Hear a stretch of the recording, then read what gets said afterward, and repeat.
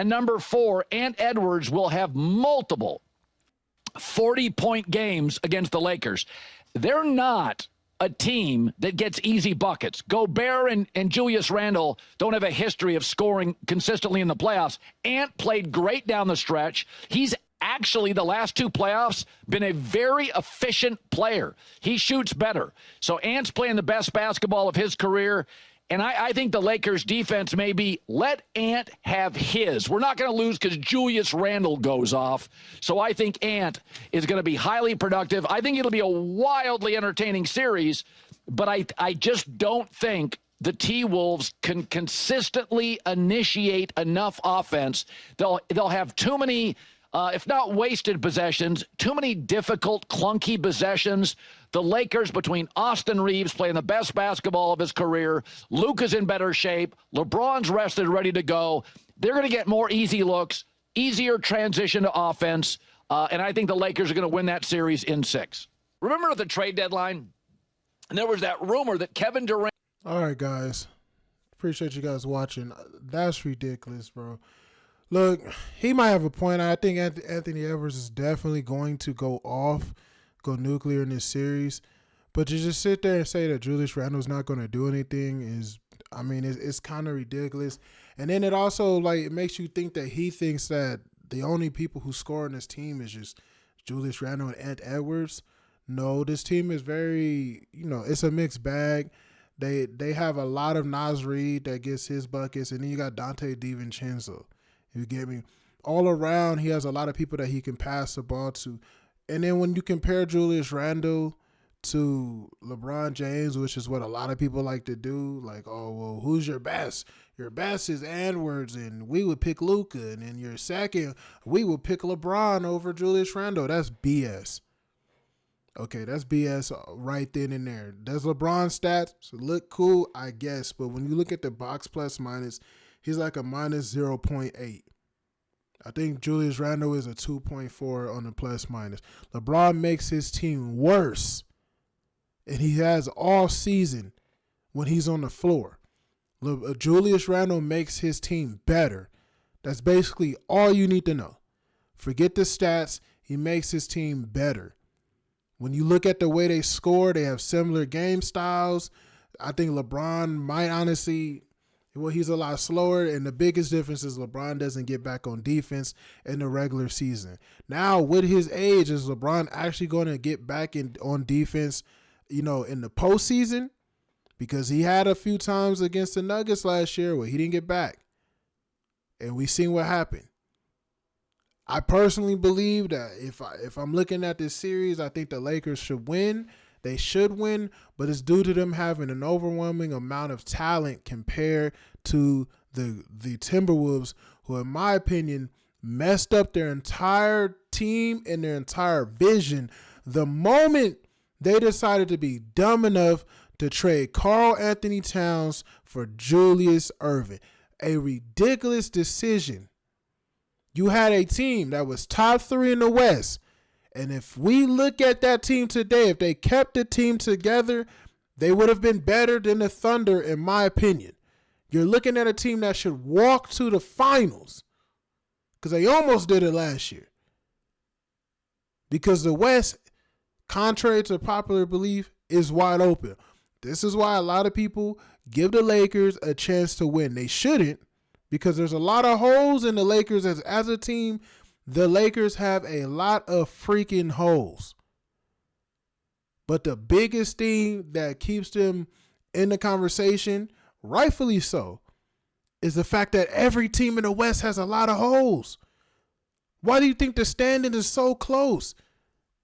From the 7th seed on to the 3rd seed. It's only a 2-game difference. Too many holes on too many teams in the West. Are they all above average? Yes. Should any of them win a championship? Absolutely not. They shouldn't. I'm not saying they won't. They should not, because there's too many holes on these teams, but it just lets you know just how out of wax the West is at the moment. So when you start looking at all those teams, one person asks himself, Well, who's the best player on all those teams? From, honestly, second place down. And it's clearly Luka. He's clearly, outside of Jokic. Let me not disrespect Jokic. It's clearly Jokic, and then it's clearly Luka. And when you ask yourself who has the best built team, it's Luka over the Nuggets. The Nuggets have a lot of talent. They're not better than the freaking Lakers. Shoot, their second best player, Jamal Murray, doesn't even have a better record. Honestly, it's slightly better. I would say it's a slightly better stat line than Austin Reeves, who the media will have you believe is the Lakers' third best player. So come on now, bro. There's too much talent on this Laker team, even though it's all over the place. But when I look at all of these teams, when I look at them, I can see why, because Luka just made the finals. Luka technically should be the best player. And the West is all over the place. I still think that you got a series that probably goes to 6 games, but I personally think the Lakers should win this first round series. But I don't think that the Lakers are the clear-cut favorite to win any championship. That should go to the Boston Celtics, who should dominate any team. Outside of maybe the Cavs, they should dominate any team that gets in their way. They should put a beat down on them and walk to the championship. Now, if the Thunder do it, I think the Thunder can win strictly because they won 68 games this season. So people like to disrespect them and say it's just Shea and friends. That is ridiculous. Jalen Williams, great player already. I expect him to be even better than LeBron James in the freaking playoffs. Why do I expect that? Because to me, LeBron James is ass. Trash. Makes his team worse and pads his stats while making them a worse team to make himself look good. Now, can he get away with stat padding in the playoffs, or will he stop stat padding and actually play with his team? But even if he does that, I think that throws the team out of whack a little bit because they're not used to him playing like that. We will see. But just for me personally, I think it's disrespectful the way these people come at the Timberwolves as if they're just chopped liver. My problem, they're not really saying the biggest problem with the Wolves, because my problem with the Wolves is the fact that this organization should be getting a lot of hate for the way they traded Karl Anthony Towns. And they said what was it, for contracts or something? Bro, I think for Anthony Edwards, you were this close to making it to the finals. Now when I look at this team, unless they do some miracle move in free agency, which I don't even see that, I think this team is going to bottom out after a couple years, and Anthony Edwards is going to ask for a trade. Give it a few seasons. Rudy Gobert, I get it, great defensively, and honestly, on paper, the Timberwolves have a great defensive team. Rudy Gobert is basically a waste of talent and a wasted contract when it comes to the playoffs. He's not going to be able to stop or even do anything to hurt Luka or even really LeBron at that point, or even really Austin Reeves. They can, especially if the refs allow them to foul bait, which they shouldn't. I don't see Gobert being, a threat to anybody on the Lakers. I see him being in the way because his offense is atrocious. I know he's averaging about 12 points, but offensively, he's just, a putback guy.